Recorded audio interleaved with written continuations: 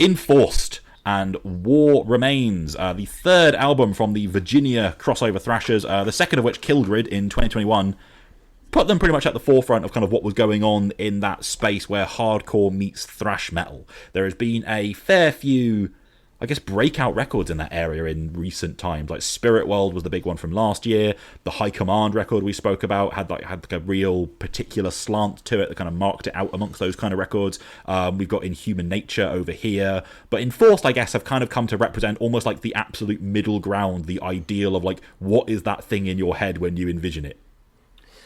Yeah, I think that is, kind of the point. This is, thrash band just played with the attitude of thrash band played with like the attitude and the aggression and just the thuggish, mean streak of a hardcore band. Like, it's not, particularly original or flashy, but God, if you want something that just goes hard, you're going to hit play on this, and Aggressive Menace is just going to like blast your ears clean off with how much it just bursts out the gates. Yeah, I mean, it's to a point where they almost don't sound like a thrash band. Like, listening to this, you'd be forgiven for thinking they are more in common with someone like Obituary than they do maybe Anthrax. Well, they did go on tour with them. They were on the 2022 edition of the Decibel tour when they opened for Obituary and Municipal Waste, which is like, that's a great slot for any young heavy metal band. Like, this is a thrash record, but it's just in that space where, since the likes of Power Trips and so on, that has been closer in culture to hardcore than it had been for maybe the prior decade. Yeah, they're just sort of like leaner and meaner than a lot of the thrash bands. And I think Killgrid, pretty lean and mean, but this might be more so. I don't know, I think this is like, it's a more frantic record than that, which is always cool for bands to sort of take that as the next step after a bit of a breakout hit, to sort of have a follow-up record that's even more gung-ho and going for it. Yeah, I agree, because they've shaved 10 minutes off it. Like, this one's down to 32 minutes, down to, from Killgrid's like 41. Like, Enforced aren't the most nuanced band in the world, so why not just get it to like its absolute bared teeth essentials? Like, again, you mentioned Aggressive Menace starts with a fucking dive bomb, and there are going to be so many of those on this. Like, the first minute of Aggressive Menace is just, I was just smiling the entire time, because it is so turbocharged when they're like, the riffs going, you're getting the solo just like flailing all over the riffs. It is just like, oh yeah, cool, this is a band who just want to go as fast as possible. Like, it feels like, well, they've shaved the 10 minutes off it because there's like, can we just play faster than we did on Killgrid?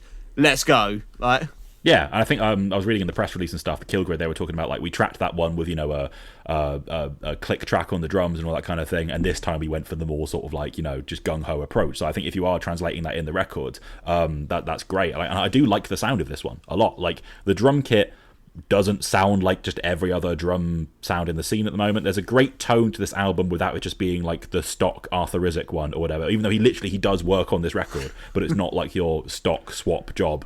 And they are good at these kind of pull back the slingshot and release like thrash mayhem moments where the title track takes its time for a minute with that kind of mid-pace beginning, and then when it just lets it rip, like it works a treat. Yeah, I think taking the click track off is a major improvement, because Killgrid, I liked it, but I didn't find myself going back to it an awful lot.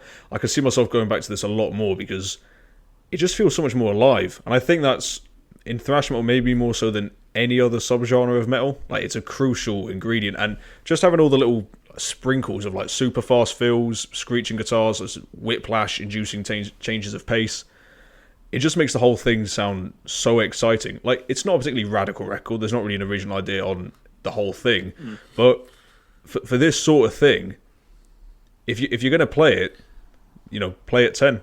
Yeah, I think that's it. You're right. It's not like there's nothing you haven't heard here before, but because of how much conviction and how just thrilling it is to hit play and have this band just go just full on, like I say, pull back and release, and rarely let up. Where if they do, yes, it's the slow bit at the start of the title track, which just kind of adds a bit more of the hardcore heft, before again just going, and now let's just go full pace again. And that is just exciting to listen to. It sounds raw, it sounds aggressive, it sounds, the band are clearly so fired up and want to just not hold up at any moment. And I think that is what makes us that basically covers for any lack of originality, because it sounds great to just listen to. Yeah, like Mercy Killing Fields does go for something that is more brooding. I know lyrically that's quite a dark song as well, but the start there, the way they use that kind of lead, almost has like that bolt thrower, darkness descending over the battlefield thing.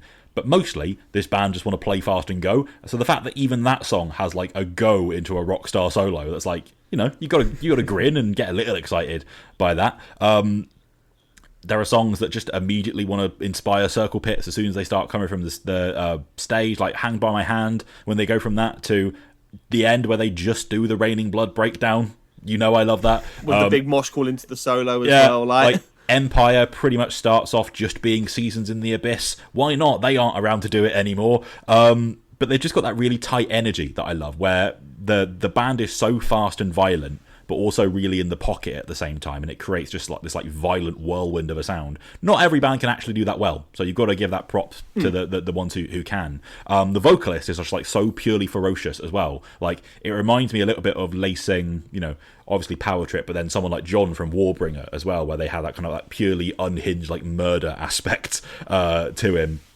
But then again, a lot of it is, you know, like those bits in thrash songs where the meanness kind of opens up to a bit more of a party, like the Indians war dance parts, essentially. There are parts on this like that final riff in Aggressive Menace where the solo just goes to stomp, and then Nation of Fear is like a whole song of it, basically. I think the upping of the energy and the real get in, fuck everything up attitude on this is a good thing. Otherwise, I think my reservations are basically the same as on Kill Grid, where something like that Spirit World album or the High Command album, I think they benefit from having their own distinct flavours of what they are doing with that sound that makes me perhaps more likely to revisit them. This, like, pure, straight down the line, Slayer meets Demolition Hammer type, like, crossover brutalism. It does remain true that there was a band in recent memory who absolutely perfected that, and this doesn't really have the song power of that. So I'm not sure if Enforced have really made a record yet that's really entering in my rotation. But this is a blast when you have it on. I mean, that's my only criticism, is they haven't got like a proper hit song yet. Like there are great songs here that I love listening to, but you know, if they could get an Executioner's Tax sort of style song in there, like anything on that sort of caliber, like here is your rousing at a live show, everyone is going to be piling at the front to get the mic. Yeah, or even just like, again, like some of what the Spirit World record had, which isn't that level, but you know, it's no, but that's it. Like that is like the high peak. But that is, you know, when we're talking modern crossover thrash, if everyone says what's the anthem, they'll pick that. They need their own kind of like real stirring anthem moment on a record, and if they can get that, I think they are going to really step up. Having said that, I'm just so here for just a record that can just get in and out within 30 minutes and just, you know, drop so many dive bombs that just makes the world a better place. The existence of that many dive bombs on a record, like, I'm so just down for that. Like, it doesn't waste any time. It is just thrilling to listen to from start to finish. It just makes me feel good and excited and want to run in a circle as much as possible. Like, and I'm fine with that. Like, this is going to be one that, again, I'm going to listen to quite a bunch when I just want something that is just fast and angry. Yeah, and I'm sure it'll pop off live as well. I haven't seen them yet. Putting it in contrast with Spirit World and High Command, I think that kind of proves it, because we were able to talk about both those records at pretty substantial length, whereas this record's actually, it's in a weird way, it's kind of a hard record to review, because there's no way of like sort of intellectualizing what you like about it. It just feels good when it's on, and basic as it is, I do enjoy this record. And I feel like I'm saying a lot of the things I said about the Obituary record we reviewed back in January, but I've kept listening to that, so I don't see why this is going to like exit my rotation. You know, it's not necessarily as special as either of those other records, but for this sort of thing, there's not a huge amount better than this at this very particular style. Yeah. I don't think. So there you go, that's Enforced.